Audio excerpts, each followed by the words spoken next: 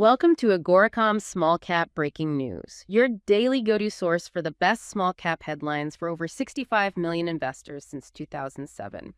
Today, we're diving deep into some really compelling news breaking in the small cap market. We're giving you a rapid fire but still thorough understanding of the actual financial and drilling results that are truly moving the needle. Our mission here in this deep dive, it's to shortcut you past all the noise and get straight to the impactful data, the stuff that's worth your deeper research. We're talking companies and critical minerals, precious metals, making some big waves today. Okay, first up, let's unpack this one. Graphano Energy. They trade on the TSX Venture Exchange, symbol GEL. Their headline today, Graphano Energy unveils major graphite resource in Quebec, bolstering North America's critical mineral supply chain. Right. And what's really fascinating here for you is the core data from their very first mineral resource estimate. This is for the Lac Saguay Graphite Project. They've announced an indicated mineral resource that's a category with pretty good confidence of 1.64 million tons, grading 7.00% graphitic carbon, CG. That contains about 115,000 tons of graphite. And then there's the inferred category. A bit less certainty, but still significant potential. That's another 1.58 million tons, also at 7.00% CG, for 111,000 tons of graphite. Now, what's compelling is these are near-surface results and high-grade. Near-surface, okay. Yeah, and that's important because it suggests, potentially favorable economics for open-pit extraction, generally cheaper.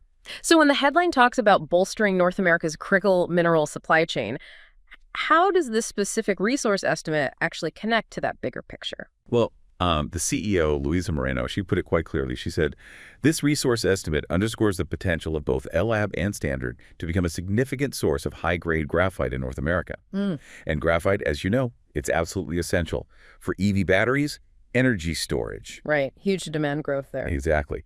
And with most production currently concentrated over in China, well, this project, it's located right next door to Canada's only producing graphite mine. So it would play a really pivotal role in localizing that supply chain, making it more secure for North America. Okay, moving from graphite onto another critical energy metal, uranium.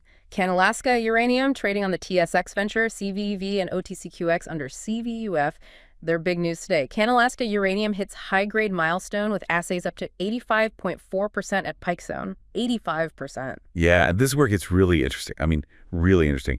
The company reported assay results hitting an absolutely astonishing 85.4% uranium oxide U₃O₈. That's massive. Massive is an understatement. What's typical? Well, context is key here. Many economic deposits run well under 1%. So to gain 85%, it's exceptional. Look at these intercepts.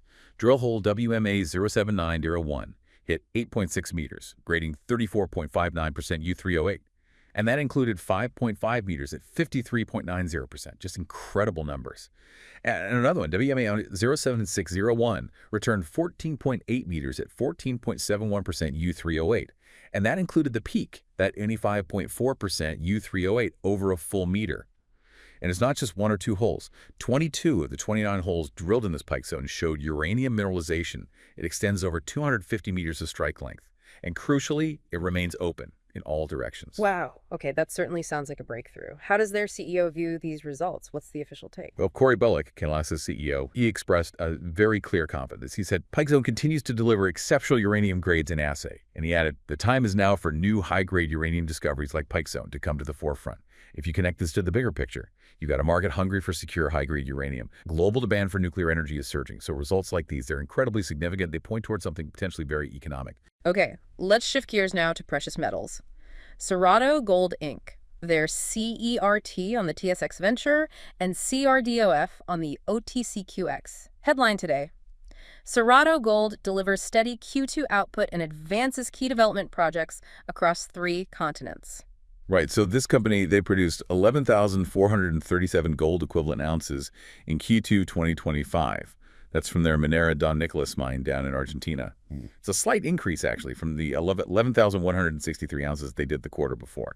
So steady as she goes there. Stable production, okay. Yeah. But what's also compelling for you here is the development side. Underground mining at their Paloma pit, that's officially begun. They opened 3 portals in June, and they've also launched a pretty significant 20,000-meter exploration drill program. That's a lot of drilling. So steady Q2 output, like the headline says, but also clearly a strong eye on future growth. And across the globe, apparently. 3 continents. Exactly. And that geographic diversification is interesting. They're not just focused on Argentina. They're pushing ahead with feasibility studies for their Lagoa Salgada project over in Portugal and also Mont Sorcier up in Canada. Portugal and Canada, too, right? The CEO, Mark Brennan, he commented, "While Q2 results were modestly lower than our expectations as the heap leach continues to ramp up," that's a processing method, "we continue to be confident in our full-year expectations as the underground operations ramp up in H2 2025. So they expect things to pick up, plus they anticipate getting future payments, about $25 million US, from selling some non-core assets. So that strengthens the balance sheet. Absolutely, strengthens their financial position. Yeah. So this raises an interesting point, right? How does diversifying across continents actually impact a mining company's stability and maybe its growth path? Can cut both ways, but here it seems like a strategic strength. All right, staying with gold for our next one. Next Gold Mining Corp. They trade as NEXG on the TSX Venture and NXGCF over on the OTCQX. Their news. Next Gold continues to deliver high-grade gold intercepts at Goldboro Project in Nova Scotia. And this is a fantastic example of drill results that really matter. They reported a truly remarkable intercept, 50.73 grams per ton gold over 6.65 meters. That's in hole BR25-559. 50 grams per ton. That's very high grade. Extremely high grade. And that intercept included sections even higher, like 253 grams per ton gold over 1 meter. And 115.3 grams per ton over 0.6 meters, just bonanza grades. They also hit a wider zone, 5.28 grams per ton, gold over 19.2 meters in another hole, BR25-562, and that also included a high-grade kicker, 56 grams per ton over a meter. And importantly, these aren't just, one-off lucky hits. These results cover 14 additional holes. They've now released data for 100 holes in total. That's about 71% of their entire infill drilling program. So they're getting through it. That is significant progress. What's the company saying about this pattern, this consistency of hitting high grades? Well, Kevin Bullock, the president and CEO of Next Gold, he confirmed that consistency. He stated, "We are very pleased to continue to see high-grade gold assays," and added, "These intercepts will help us further refine the model going forward." What's really fascinating here and quite positive is how these results seem to be largely consistent with their existing mineral resource model. So it confirms what they thought was there. Pretty much, yeah. And that builds a lot of confidence as they head towards an updated feasibility study later this year.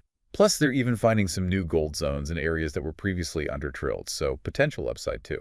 Okay, finally for today's deep dive, let's unpack Sitka Gold Corp. Trading symbols are SIG on the TSX Venture and SITKF on the OTCQB. The headline reads, "Sitka Gold strikes high-grade gold near surface at Yukon's RC Gold Project, expanding resource potential."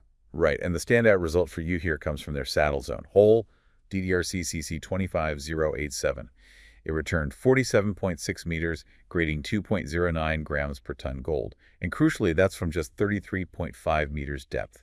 So very near surface. Interest to mine, potentially. Typically, yes. And that intercept also included a richer section, 8 meters, grading 5.07 grams per ton gold. A solid grade. Now, here's where it gets really interesting strategically, this discovery. It's just 300 meters east of the current resource boundary at their existing Blackjack deposit. And it actually lies within the proposed pit shell for Blackjack. Oh, okay. So it could easily be incorporated. That's the implication. It suggests strong potential to significantly increase the resource base right there and potentially enhance the overall project economics because you're adding ounces within the planned mine footprint. And they've got more results still pending, is that correct? This story might have more chapters soon. Yeah, that's exactly right. They've also seen success at another deposit area, Eiger.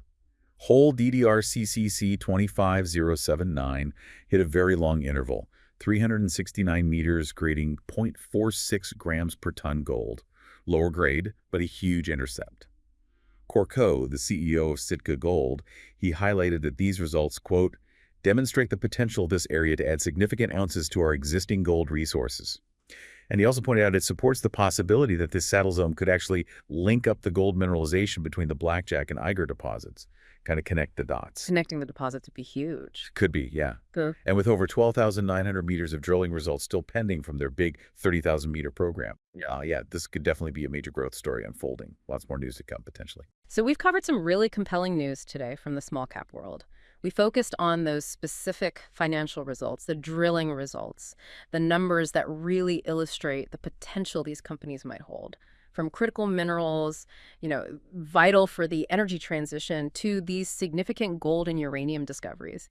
These updates give you clear data points for your own further investigation. Absolutely. It's about moving beyond just the headline, isn't it? Looking at the details, the grades, the widths in meters, the ounces, the geological context. That's how you understand the genuine impact, the real future potential of these kinds of discoveries. It helps you assess the quality, the potential economics. So as you reflect on these deep dives we've done today, maybe consider this. How do these detailed results, especially these high-grade hits or strategically located resources, how do they collectively reshape our view of, say, supply chain resilience, or maybe the ongoing shifts in global energy? That pursuit of knowledge, particularly the kind that comes from really unpacking the details, the granular stuff, that's where the real value often lies. Keep digging.